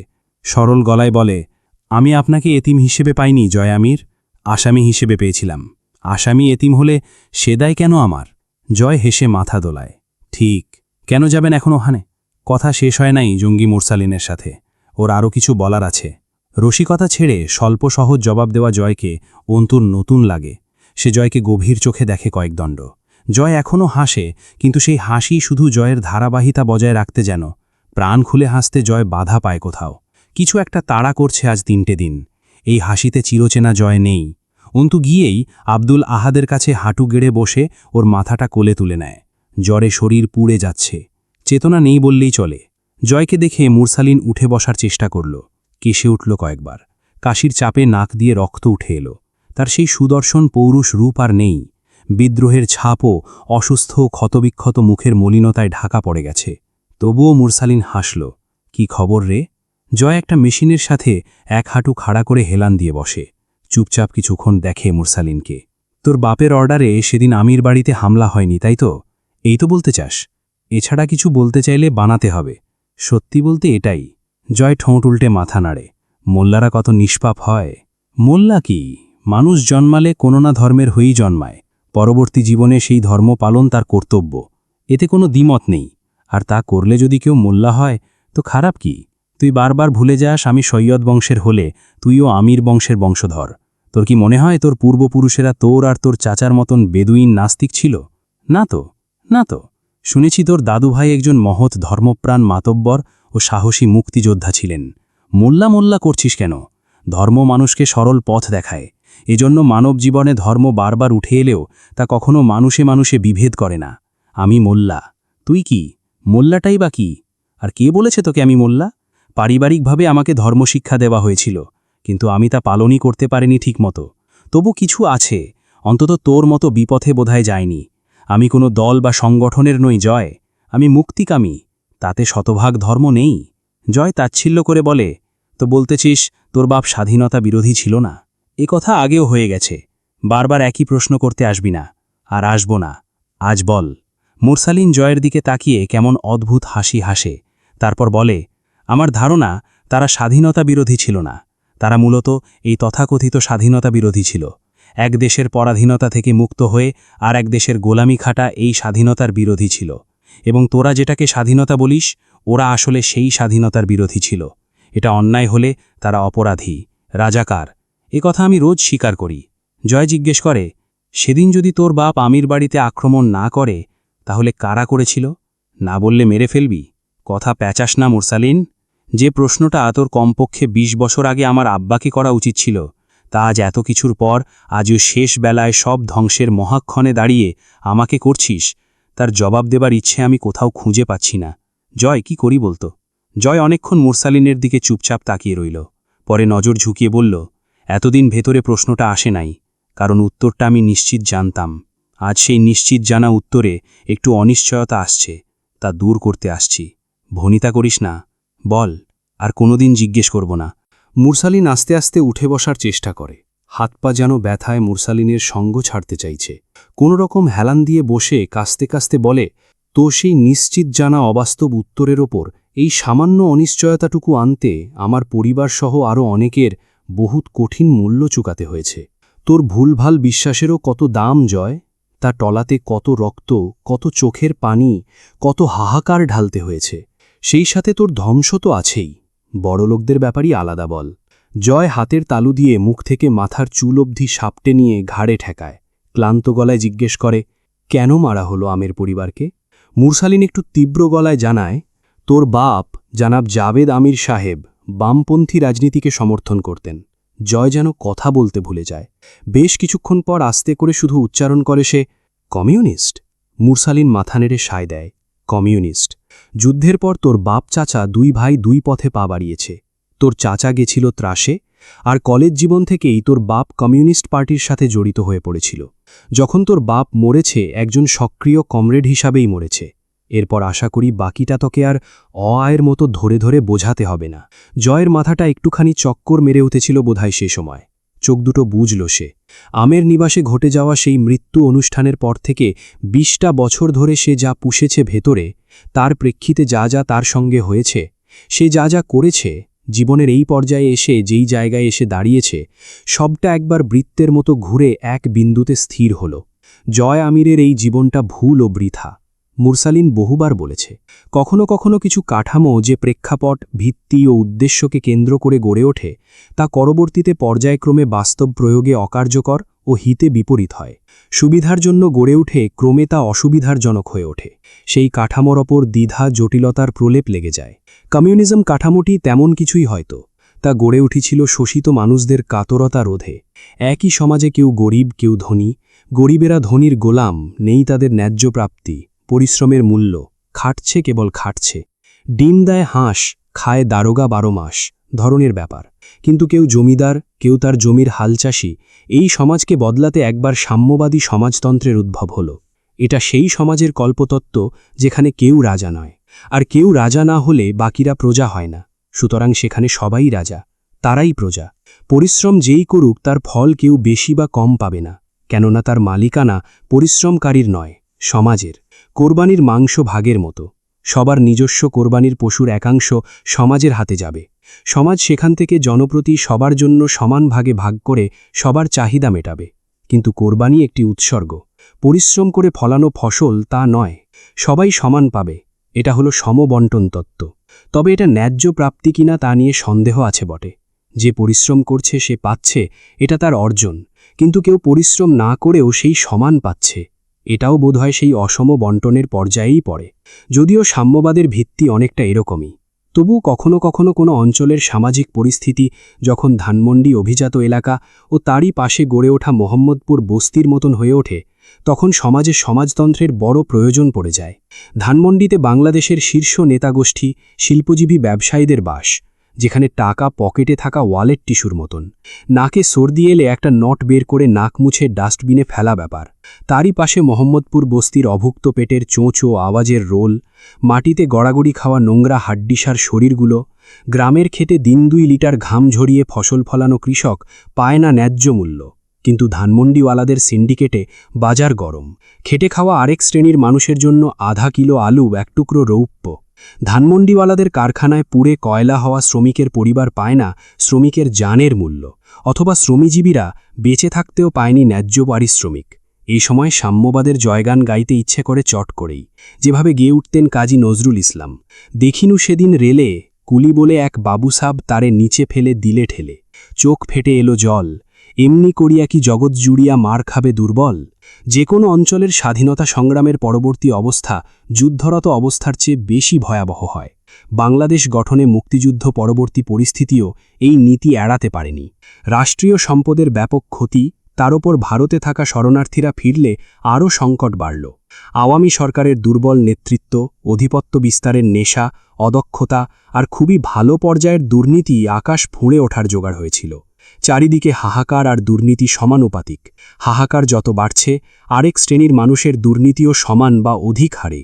এসব দেখতে দেখতে জাভেদ আমির কেমন ক্লান্ত হয়ে উঠলেন। সে সময় ঘটনাক্রমে কমিউনিস্ট পার্টি বঙ্গবন্ধুর বাকশালে যোগদান করলেও একসময় তারা বাকশাল ছেড়ে দিল। হতে পারে তারা টের পেয়েছিল যে বঙ্গবন্ধু তার অদক্ষ, অনৈতিক শ্রেণীগত অধিপত্য বিরাজমান রাখতে বাকশাল গঠন করেছে, যা গরিবকে কবরে নিচ্ছিল আর সুযোগ শান্তি দুর্নীতিবাজদেরকে আকাশে তুলছিল। এই শ্রেণী শোষণ কমিউনিজম মানে না। স্বভাবতই তারা আবারও নিজেদের বামপন্থী চেতনায় ফিরে গেল। বিরোধ তৈরি হল তৎকালীন সরকার ব্যবস্থা ও গণতন্ত্রের সাথে। জাভেদ আমির কলেজ ছাত্র থাকাকালীন দেশে দুর্ভিক্ষ এলো। সাল 1974-এর মার্চ। সরকার বলেছিল এই দুর্ভিক্ষের কারণ তখনকার এলাকাগত বন্যা ও জনসংখ্যা বৃদ্ধি, কিন্তু বিশ্লেষকেরা এটা মানতে নারাজ। অবশ্য এর পিছনে তাদের একটা যুক্তি আছে। তারা দেখেছে সে বছর দেশে এলাকাভিত্তিক যথেষ্ট ফসল ফলেছিল, কিন্তু তা মজুতকরণে যে ব্যবস্থা গ্রহণ দরকার তা করা হয়নি। বরং তখন সরকার নিজেকে গদির সাথে শক্ত করে আঁটতে ব্যস্ত। যেমন ভারতের সাথে ভালো সম্পর্ক স্থাপন করতে দেশের সম্পদের ভাগ বাঁটোয়ারা, চোরাচালান, বাজার দুর্নীতির কারবার জেনেও পদক্ষেপ না নিয়ে প্রশ্রয় দিয়ে দল ভারী করা। আবার যা মজুদ ছিল তাও দুর্ভিক্ষপীড়িত মানুষ হাতে পাচ্ছিল না। এর একটা কারণ আছে। বাজার তখন বড় শ্রেণীর হাতে। খাঁটে গরিব, তার অধিপতি উপরমহল শ্রেণী। আম জনতার হাত খালি। বড় শ্রেণীর মানুষ হতে গেলে দুর্নীতির বিকল্প নেই বললেই চলে। সুতরাং যাদের হাতে বাজার পণ্য তারা একটু দুর্নীতি করবেই, এক্ষেত্রেও করল। গরিবের ক্ষুধার্থ পেট ও এক মুঠো চাল ভাতের আশায় হাতে ধরে রাখা খালি টিনের থালাকে বুড়ো আঙুল দেখিয়ে তারা শস্য ও পণ্য কালো বাজারে বেচাকেনা করল। এসব সময়ে কমিউনিজমকে বড় মনে পড়ে, কেননা কমিউনিজম এই সমাজ ও রাষ্ট্রের এই রোগের ওষুধ হিসেবেই তো গঠিত হয়েছে। জাভেদ আমির আর পরিণতি ভাববার সময় পেল কোথায়? এই দুর্ভিক্ষ, মানুষের হাহাকার, নতুন তথাকথিত স্বাধীন দেশের নাটকীয় মঞ্চ তাকে বামে ঠেলে দিল। এই বামে এসে সমাজতন্ত্র দেখেছিল, যে দিকের নীতি অন্তত শ্রেণীকে এক করে। বড় শ্রেণী ছোট শ্রেণীর নীতির কবরের নাম সাম্যবাদ, যেখানে গরিবের পেটেও সেই খাবার এবং ততটুকু খাবার পড়ার কথা যা বড় লোকের পেটে পড়ে। জাভেদ আমির যুদ্ধ শেষে একটু নিস্তেজ হয়ে পড়লেও সেটা কদিন পর পরিবর্তিত দৃষ্টিকোণ হিসেবে আবার ফিরল। গণতন্ত্রের সরকার ব্যবস্থাকে ঘেন্না করার রোগে ধরল তাকে। সমাজতন্ত্রের উল্লেখযোগ্য অপকারিতাকে একপাশে সে বহু বছর ছুটেছে সাম্যবাদের পেছনে।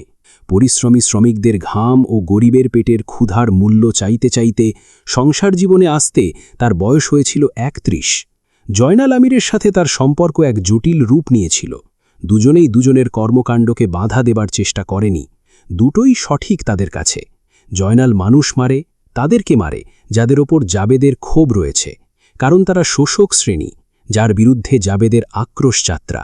কিন্তু দুই ভাইই চাইত অপরকে নিজের নীতিতে আনতে। দুজনের উদ্দেশ্য এক, রাস্তা আলাদা। জাবেদ চেয়েছিলেন জয়নাল কমিউনিস্ট করুক। জয়নালের ধারণা ছিল ওসব আন্দোলন ফান্দোলনে কিছু হবে না। যে বেলাইনে হাঁটবে প্রথমত তার দুপা, পরে মাথাটা কেটে নিলেই ঝামেলা খতম। এই দ্বন্দ্বে দুজন কোনোদিন কাছাকাছি আসতে পারেনি, অথচ উদ্দেশ্য এক বলে তাদের শত্রুও এক। বহুবার হুমকি পাওয়ার পরেও জাবেদ রাস্তা ছাড়লেন না। গণতন্ত্রের প্রতি তার ঘেন্না ফুরোবার নয়। গরিব তখনও না খেয়ে ফুটপাতের এক কোণে নোংরা চাদরের নিচে জড়সড় হয়ে রাত কাটায়। কৃষক শ্রমিক তখনও শ্রমের মূল্য পেয়ে ওঠেনি। জাবেদ কেন রাস্তা ছাড়বেন? জয়কে তুলে নেবার আশঙ্কা কতবার দেখা দিয়েছে, কিন্তু জয়নাল আমিরের জন্য সম্ভব হচ্ছিল না। তবে গণতন্ত্রের পূজারীরা এভাবে বেশি দিন চলতে দেবে কেন? যখন স্বৈরাচার হুসেন মোহাম্মদ এরশাদের রাজ কায়েম হল, তখন বাংলাদেশের গণতন্ত্রের দুই প্রধান দল, আওয়ামী ও জাতীয়তাবাদী দল, অল্প দিনের জন্য হলেও একজোট হয়েছিল। এছাড়া দুদলই যখন গণতান্ত্রিক, তখন গণতন্ত্রের বিরোধীরা যে কোনো সময়েই তাদের দুজনেরই শত্রু। কেননা কমিউনিজম সমাজতান্ত্রিক গণতন্ত্র মানে। 1994-এর এক রাতে কয়েকদিন পর জাবেদ আমিরের রাজধানী থেকে ঢাকা ফেরাই দুই দলের সম্মিলিত হামলার মোক্ষম দিন হয়েছিল। কমিউনিস্ট পার্টির যে আওয়ামী বিদ্বেষের রোগ তা ছড়িয়ে পড়িয়েছিল। তারা ক্রমান্বয়ে এক এক কর্মসূচি দেখিয়েছে আওয়ামীর বিরুদ্ধে। তাহলে আর ছাড়াছাড়ি কেন? দুই দলের মিলিত বিদ্বেষ ও হামলায় আমির পরিবার নিঃশেষ হল এক অবরুদ্ধ নিশীথে। জানা নেই সমাজতন্ত্রের অসুবিধা ও সুবিধার অনুপাত কত, কিন্তু জাবেদ আমির একটি এমন সমাজের জন্য লড়াই করেছেন যা হয়তো সকল কমরেডই স্বপ্ন দেখেন, কিন্তু বাস্তবায়ন অসম্ভব প্রায়। অপকারিতাগুলো প্রকট হয়, উপকারিতা তুলিয়ে যায়। তবু জাবেদ আমির এক জীবন সাম্যবাদের পেছনে দিলেন, যেই তত্ত্বে শ্রেণী, গোত্র, শ্রমিক, মালিক নির্বিশেষে সবাই সমান। মুস্তাকিন একটু হাসে। কখনো ভাবিসনি এমন করে, না? জয় কিছুক্ষণ অনমনে হাত দিয়ে ঠ্যাঙের ওপর ঢোল বাজালো, তারপর ঠোঁট কামড়ে হেসে বলল, অত ভাবাভাবি ভালো না রে পাগলা। ভাবলে ক্যালোরি অপচয় হয়। অপচয়কারী শয়তানের ভাই। কিন্তু আমি একজন ভালো লোক। ঠিকই তো, খুব সহজে আপাত দুর্বল যাকে তাকে শত্রু বানিয়ে নিয়ে তাদের ধ্বংসের পেছনে লেগে যাওয়াটা অনেক সহজ এত ভাবাভাবির চেয়ে। তুই আসলেই একজন সচেতন নাগরিক। জয় দুপাশে দুহাত প্রসারিত করে প্রশংসা নেবার ভঙ্গিতে মাথা নোয়ায়। এরপর চুপ সব। অন্তু কপালে আঙুল চেপে বসেছিল। তার আবারও মনে হল এ জীবনে জানা ও অভিজ্ঞতার শেষ নেই। রূপকথা আজগর একদিন অমূল্য একখানা কথা তাকে বলেছিল। দিন যত যাচ্ছে অন্তুর মনে হচ্ছে সে এক অমীমাংসিত প্যারাডক্সে কয়েদয়ে যাচ্ছে, যেখানে শুরু বা শেষ নেই। এখানে শেষ থেকে শুরু হয় এবং সেই শুরু থেকে আবার শেষের দিকে ধাবিত এক প্রবাহে ভেসে যেতে হয়। কেন এখানে কোনো সিদ্ধান্তে স্থির থাকা যায় না, ভাঙন ধরে যায়? কেন যাই করতে মনস্থির করা যায় তাই কোনো এক পর্যায়ে অসমাচীন মনে হয়? অন্তু ভাবতে লেগে যায়। মুরসালিন এ জীবনের এ পর্যায়ে বোধহয় বড় ক্লান্ত হয়ে পড়েছিল। নিজের শরীরের ব্যথার চেয়ে বড় ঘরে লাশের মতো পড়ে থাকা ছোট ছোট দেহের কাতর আর্তনাদ তার বিদ্রোহ ও জেদকে পরিশ্রান্ত করে তুলেছিল। তারা যখন ডেকে ওঠে মুরসালিন ভাই বলে, মুরসালিনের লজ্জায় মরে যেতে ইচ্ছে করে। ওদের জন্য মুরসালিন কি করতে পেরেছে?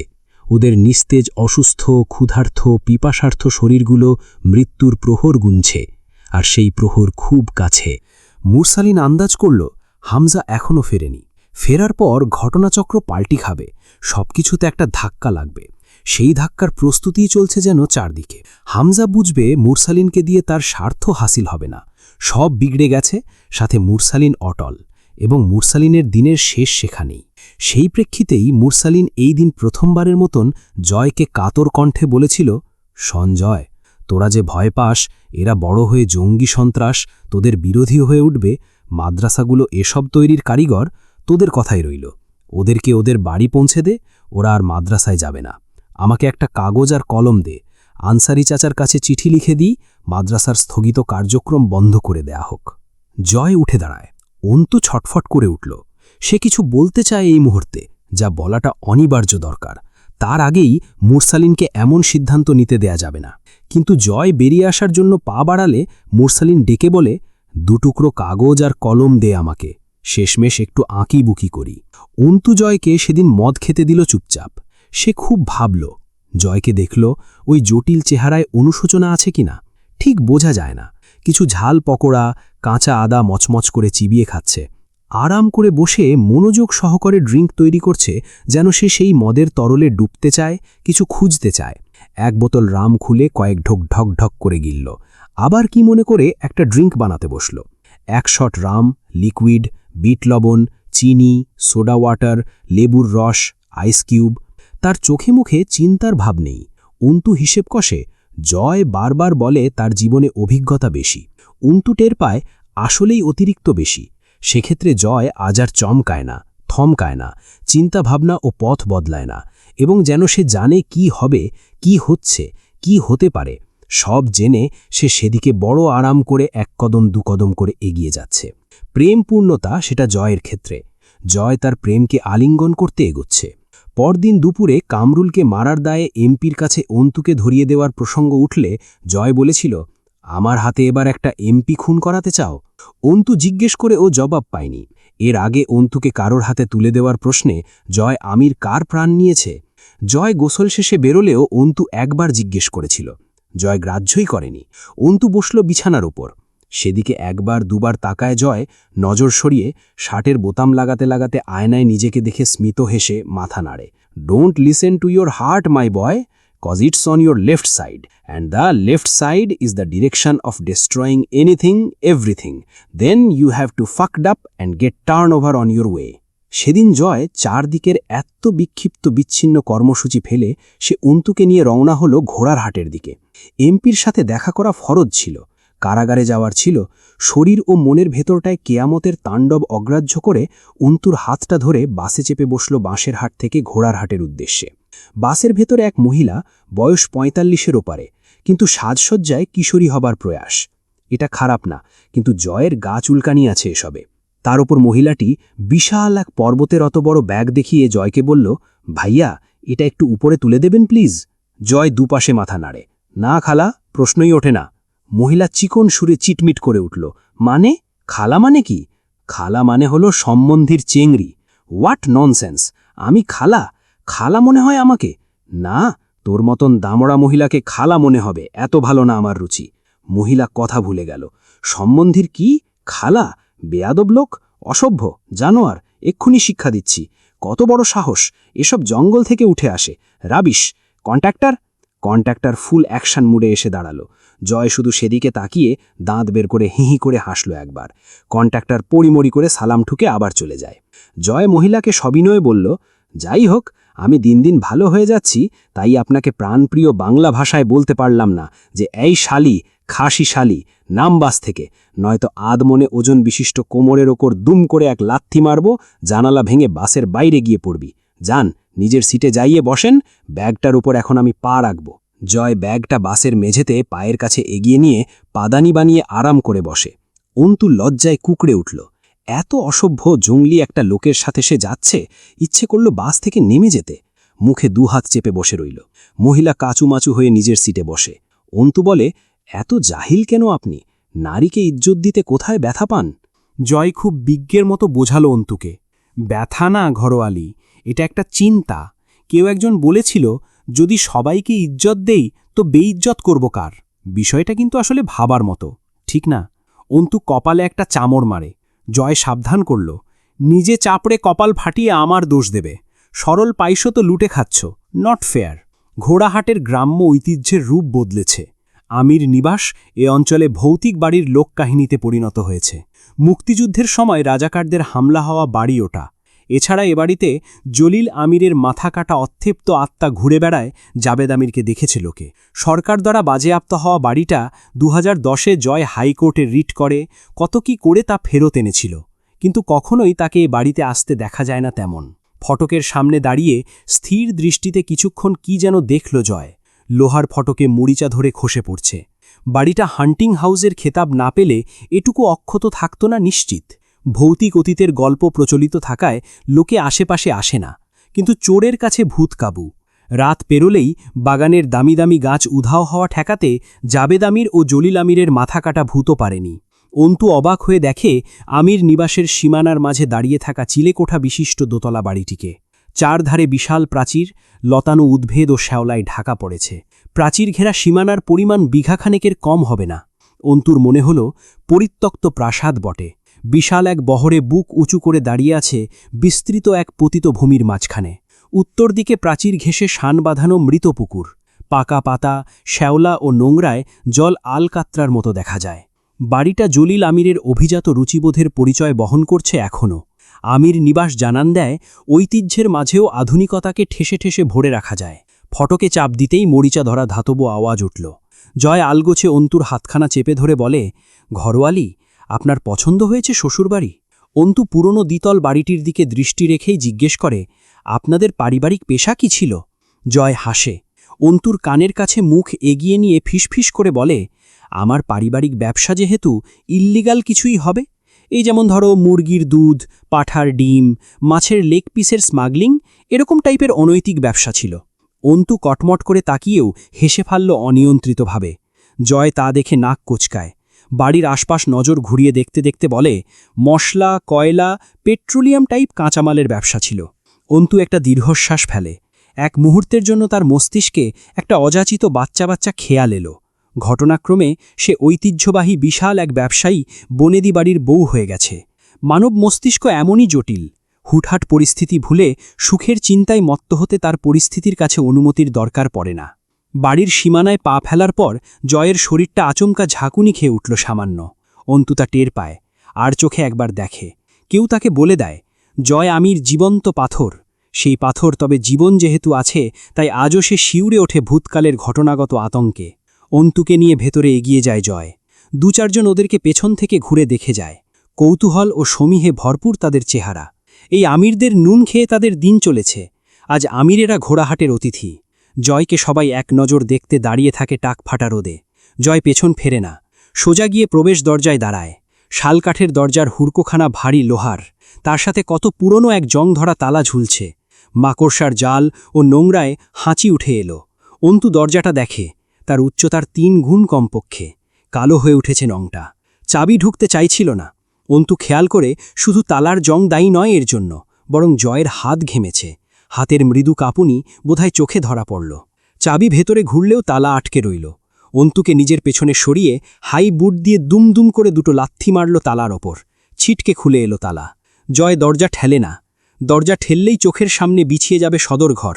সেখানে আছে জলিল আমিরের আরাম কেদারাখানা। শেষবার যখন জয় এই সদর ঘর দেখেছে, সেই আরাম কেদারার পায়ার কাছে দাদুভাইয়ের মাথা কাটা লাশটা পড়েছিল। জয়নাল আমির হুড়মুড়িয়ে বেরিয়ে গেছিলেন তাকে কোলে নিয়ে। জয়ের ভয় হয়, ওই সদর দরজা খুলতেই এক্ষুনি সে দেখতে পাবে দাদুর মাথা কাটা দেহটা পড়ে আছে মেঝের ওপর। একদলা রক্ত জমাট বেঁধে আছে মেঝের ওপর। জয় বিস্ময়ে হতবাক হয়ে ওঠে। সে নিজেকে জানিয়েছে সে সব ভুলে গেছে, তার কিচ্ছু মনে নেই। সে তার মা, বাবা, দাদু কারো চেহারা মনে করতে পারে না। জয়ের চেতনা ফেরে দরজার ক্যাচ ক্যাচ আওয়াজে। অন্তু দরজা খুলে জয়কে বলে, অসুস্থ লাগছে? জয় হাসে, না, একদম ফিট আছি। সে বলতে পারে না। সে তার নিজ ঠিকানায় আজ ২১টা বছর পর পা রেখেছে। সেই রাতের পর আর কখনো জয় আমির নিবাসে পা রাখেনি। ১৬ বছর পর ২০১০-এ সরকারের কাছ থেকে নৈতিক অনৈতিকতাকে এক করে সে বাজেয়াপ্ত এই সম্পত্তি উদ্ধার করেছিল। তার এই নিজ ঠিকানায় একবার ভাঙাচোরা দেহটা নিয়ে উপস্থিত হওয়ার জন্য সে ব্যাকুল হয়েছে, কিন্তু আসার জন্য মানাতে পারেনি নিজেকে। অন্তুকে সঙ্গে নিয়ে নিজ ঠিকানায় পা রাখবার লোভে সে বারবার অন্তুকে নিয়ে আসতে চেয়েছে এখানে। অন্তুটা একমাত্র তার নিজের, আর কেউ ছিল না কখনো তার হাতের কাছে যাকে নিজের বলা যায়, যাকে নিয়ে নিজেদের পরিচয়ের কাছে ফেরা যায়। এই সম্পত্তি উদ্ধারের পর সে জিন্নাকে খুঁজতে আরও বেশি পাগল হয়েছিল। জিন্নাকে সাথে নিয়ে ২ ভাই আমির নিবাসে ফিরবে। সে জিন্নাকে পায়নি। তারপর এক অন্তু, তার স্ত্রী, যার সমান হক আছে আমির নিবাসের ওপর, যাকে সাথে নিয়ে সে আমির নিবাসে বসবাস করতে পারে বাকি এই জনমটা। অন্তুর হাত ধরে সদর ঘরে পা রাখে জয়।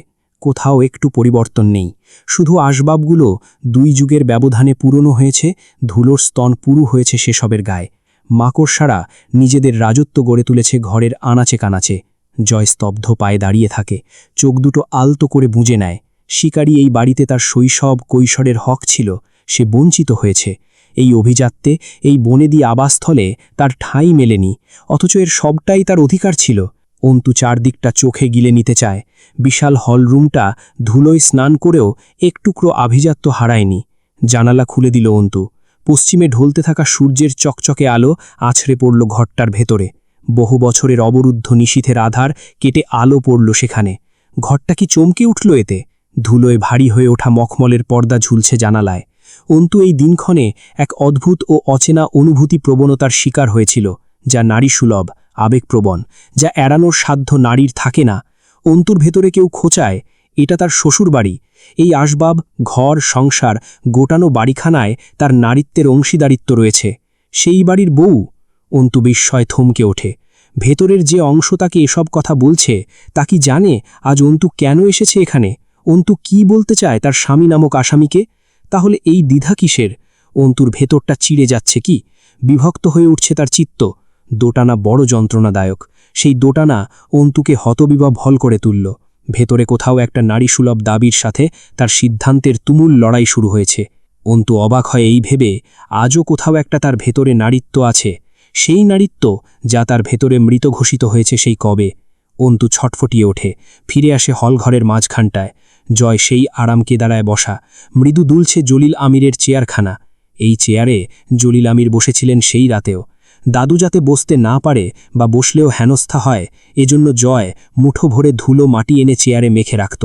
একটা সিগার জ্বালায় জয়, চোখ দুটো বুজে সিগারে টান দেয়। এক পাঁজা ধোঁয়া বিশাল হলরুমের নিস্তব্ধ ছাদে গিয়ে মেশে। অন্তুর কাছে আমির বাড়ির বিশালাকায় এই হলরুম স্বপ্নের রাজদরবারের মতো লাগছে। পুরনো এসব আসবাব কমপক্ষে অর্ধশত বছর পুরনো। সেরকম এক শালকাঠের দোল কেদারায় সাহেবদের মতো পোশাক ও হাইবুট পরা জয় আমিরকে দুই হাতলে মেলে বসে দোল খেতে দেখে অদ্ভুত লাগে। জয় কোথাও ডুবে যাচ্ছে, তার দেহটা দুলছে, সেই সময় ধারায় নেই। এক দুলুনিতে কেদারার শব্দটুকু বদ্ধ হলরুমে অদ্ভুত শোনায়। অন্তুর মনে হয় জয়কে আজ প্রথম সে তার নিজস্ব জায়গায় নিজস্ব রূপে দেখছে। জয়ের দুষ্টু, বখাটে, জটিল রসিক চেহারায় যে অভিজাত্য ফুটে ওঠে, তা হামজার বদৌলতে নষ্ট হতে হতে নিঃশেষ প্রায়। অথচ তার জন্ম এরকমই এক বনেদি আবাসে। অন্তু উদাস চিত্তে পা দুটো গুটিয়ে দোল কেদারার পায়ার কাছে নোংরা মেঝেতে বসে। তখন বিকেলের নরম পরিবেশে নিস্তব্ধ শিকারী আমির নিবাসের হলরুম রহস্যে মাখো হয়ে উঠছিল যেন। জয়ের আঙুলের মাঝে চেপে ধরা সিগারের ধোঁয়ায় বমি ঠেলে আসে অন্তুর। আজ 2 দিন শরীর তুলনামূলক ভালো। আপনার বাড়ন্ত বয়সটা ভালো কাটেনি। অন্তুর গলার আওয়াজে জয় আচমকা একটু নড়ে ওঠে, চোখ মেলে তাকায়। শরীরটা সামান্য ঝাঁকুনি দিয়ে সিগার থোটে গুজে চিরচেনা ভঙ্গিতে হেসে মাথা নাড়ে। তা আমার খারাপ হওয়ার পেছনে আমার পেছনের ঘটনার প্রভাব নেই, মেনে নাও। আছে, এটা বরং আপনি মুখে স্বীকার করে নিন। জয় ঝুঁকে বসে, ঠোঁটে আঙুল ঠেকিয়ে হেসে বলে, তো তাহলে কি সব মাফ? কিন্তু তা পুরোটা নয়, তা আংশিক। জয় হাসল। আংশিক? হ্যাঁ, আংশিক। কারণ অতীত মানুষকে দ্রোহিতার আশ্রয় আনে, কিন্তু তাকে জানোয়ার বানায় না। আপনি জানোয়ার, কিন্তু আবার পুরোপুরি তাও নন। অতীত আপনাকে না মানুষ থাকতে দিয়েছে, আর না কিছু ক্ষেত্রে পুরোপুরি জানোয়ার হতে দিয়েছে। মানুষ অমানুষের ঝুলন্ত সেতুতে আপনার অবস্থান। বাপ রে, মাইরি কি পর্যবেক্ষণ! বিষয়টা উদাহরণসহ ব্যাখ্যা করো তো। ব্যাখ্যা ছাড়ুন, উদাহরণ। আপনি সরাসরি ধর্ষণকে ভয় পান, কারণ অতীতের একটি ঘটনা। কিন্তু আপনি অন্য যে কোনোভাবে যে কোনো নারীর সম্মানহানিকে উপভোগ করেন। এক্ষেত্রে আপনার আসল প্রকৃতি কাজ করে, যা জানান দেয় আপনি নোংরা। কিন্তু অতীতের একটি ঘটনা আপনাকে সরাসরি নিকৃষ্ট কাজটিতে লিপ্ত হতে দেয় না। এভাবেই কখনো অতীত আপনাকে সর্বোচ্চ খারাপ বানিয়েছে, যা আপনি ছিলেন না। আবার কখনো আপেক্ষিক ভালো বানিয়েছে, যা আপনি নন। শালার, কয় কি রে? তুমি কি আমাকে নিয়ে গবেষণা করার জন্য কি কোনো গবেষণা কেন্দ্র খুলেছ নাকি? প্রয়োজন পড়ে না। বাহ, তো তোমার ধারণা তুমি আমাকে খুব বোঝো। যেটুকু বাকি ছিল তাও পূর্ণ হয়ে গেছে, এখন হিসেবে তাই। জয় সিগারেটে টোকা মেরে ছাই ফেলে বলে, এইটা অন্তত ব্যাখ্যা করো তো শুনি। প্রথমবার কারো মুখে আমার ব্যাখ্যা শুনতেছি। ইন্টারেস্টিং। বলো শুনি। তার আগে আপনি আজ হেয়ালি থেকে বেরিয়ে আসুন। নিজে মুখে স্বীকার করুন আপনার অতীত আপনার বর্তমানকে একটু হলেও সার্কুলেট করেছে। জয় ঝুঁকে এলো অন্তির মুখের উপর। কখনো করিনি, এজন্য জেদ করছ? অন্তু মুখ পিছিয়ে নেয়। আজ করবেন। জয় ভ্রু নাচায়। জোরপূর্বক করাবে নাকি? না, আপনিই করবেন। বিশ্বাস? যাই ভাবুন, তাতে ফায়দা? অন্তু হাসল। আপনি একদিন বলেছিলেন সবকিছুর ফায়দা এবং ফজিলত খুঁজতে নেই, তাহলে নিজেকে হারিয়ে ফেলার চান্স থাকে। এবং কথাটা সত্যি ছিল আমার ক্ষেত্রে। জয় নাটকীয় স্বরে বলল, কবে যেন বলেছিলাম এই কথা আরমিন? যেদিন প্রথম আপনার সম্মুখীন হয়েছিলাম। সেই আধ খাওয়া সিগারেটটা আলমারিতে এখনও তোলা আছে। সেটার ফজিলত জানার ইচ্ছে ছিল একসময়। জানতে চাও নাই কেন? ওই যে শর্ট কিছুর ফজিলত খুঁজতে নেই। জয় মাথা নত করে হাসল। খানিকক্ষণ চুপ থেকে বলল, খারাপ ভালো মুদ্রার দুই পিঠ। তার মানে বোঝো? দেহখণ্ড কিন্তু একটাই, শুধু পৃষ্ঠ বিপরীত। মানুষ জন্মের সময় সেই মুদ্রার মাঝের ব্যবধানটুকুর মাঝখানে নিরপেক্ষ অবস্থায় জন্মায়। তারপর মানুষ ধীরে ধীরে যে কোনো এক পিঠে বিলীন হয়ে যায়, কিন্তু অপর পিঠ কিন্তু তখনও বিপরীত। তার মানে পিঠ বদলালে ভালোর খারাপ আর খারাপের ভালো হবার সুযোগ থাকে। আমার সেই সুযোগ ছিল না। অন্তু আফসোসের হাসি হাসে। এত বোঝেন তবু ফিরলেন না? জয় ধোঁয়া ছেড়ে হাসে। সহজ হতো না। আপনার এই জীবনটাও সহজ না। আপন লাগে। পাপকে আপন লাগে? নিজের লাগে। ভালোটাকে অপরিচিত লাগে। মনে করো দুঃসম্পর্কের অচেনা কিছু একটা। পাপটা আমার কাছের পাশের সাথের। কেউ কেউ দুনিয়ার পাপের থলে ভারী করতেই জন্মায় ম্যাডাম। আপনারা আছেন তো তার বিপরীত, অসুস্থ ধারণা। সুস্থটা কি? অন্তু কিছুক্ষণ পলক না ঝাপটে চেয়ে থাকল জয়ের চোখ বরাবর। ঘন পাপড়ির মায়াবী তীক্ষ্ণ চোখ দুটো জয়কে একটু অবশ করল। কথা বলা চোখের এই এক দোষ। চোখের ভাষা মারাত্মক ধ্বংসাত্মক হয়। জয় চট করে চোখ ফেরাল। অন্তু খুব আন্তরিক স্বরে বলল, আজ আপনার সাথে আমার জীবনের সবচেয়ে গুরুত্বপূর্ণ আলাপে বসেছি জয় আমির। আপনার মনোযোগ পেতে পারি? পাচ্ছ না? আর একটু। এত মনোযোগ দিয়ে কি হবে? ভয় পাচ্ছেন? পেতে হয় একটু। কেন? জয় হেসে ফেলল অন্তুর চোখে তাকিয়ে। কোথাও মনোযোগ দেওয়া আমার স্বাস্থ্যের পক্ষে ভালো না, বিশেষ করে তা যদি আপনার মতো বিপরীত মেরুর মানুষের আইনি তত্ত্ব হয়। আইনি খুব ভয় আপনার? নিয়ম নীতি আইন শাসন পোষায় না আমার। মনোযোগ কেন অসুস্থকর আপনার জন্য? মনোযোগে কিছু গড়ে ওঠার সম্ভাবনা প্রবল থাকে। তুমি ততদিন মজবুত যতদিন তুমি গড়ে ওঠোনি। কারণ ভেঙে পড়ার একমাত্র পূর্বশর্ত গড়ে ওঠা। যা কখনো গঠিত হয়নি তার ভেঙে পড়ার সুযোগ নেই। আমি কখনোই আমায় ঘিরে কিছু গড়ে উঠতে দেই না, বিশেষ করে পিছুটান আর সম্পর্ক সমীকরণ। জয় মাথা দুলিয়ে হাসে। আমার সাথে যায় না ওসব। আপনার জানা উচিত ছিল, অসম্পর্ক এক প্রকার সম্পর্ক, সবচেয়ে জটিল সম্পর্ক। তাই আপনি আমার সাথে গড়েছেন। এর দায় পরিশোধ করবেন না? জয় একটু মনোযোগী হয়, বোঝার চেষ্টা করে যেন কিছু। অন্তুর চোখে চেয়ে অন্তু কি বলছে? সে শুধায়, অসম্পর্ক? প্রিয় দর্শক, আজকে এই পর্যন্তই। আবারও দেখা হবে পরের কোনো গল্পে। আরও এরকম নিত্য নতুন গল্প বা উপন্যাস পেতে তাকদির ইসলামিক টিভি চ্যানেলটি সাবস্ক্রাইব করুন। গল্পটি কেমন লেগেছে অবশ্যই কমেন্ট করে জানাবেন। আর হ্যাঁ, একটি কথা না বললেই নয়, আমরা যেন সকলেই নামাজ ঠিকমতো আদায় করি, কারণ নামাজ পাপ কাজ হতে বিরত রাখে। আল্লাহ সুবহানাহু ওয়া তাআলা আমাদের সবাইকে ৫ ওয়াক্ত নামাজ জামাতের সাথে আদায় করার তৌফিক দান করুন। আমিন।